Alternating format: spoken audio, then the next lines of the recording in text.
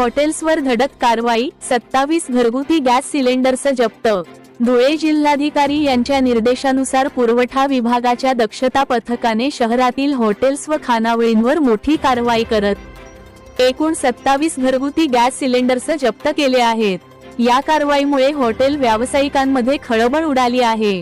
मिळालेल्या माहितीनुसार धुळे शहरातील 24 हॉटेल्स व खानावळींची तपासणी करण्यात आली। यावेळी व्यावसायिक वापरासाठी बेकायदेशीररित्या वापरले जात असलेले 15 घरगुती गॅस सिलेंडर्स जप्त करण्यात आले।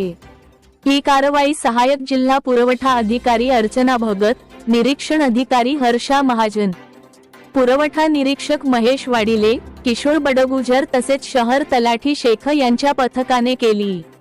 तसेच शिंदखेडा शहरातही विविध हॉटेल्स व रेस्टॉरंट्समध्ये तपासणी मोहीम राबविण्यात आली।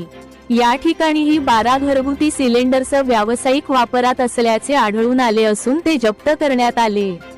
पुरवठा विभागाने स्पष्ट इशारा दिला असून पुढील काळातही अशा प्रकारच्या कारवाया सुरू राहणार आहेत।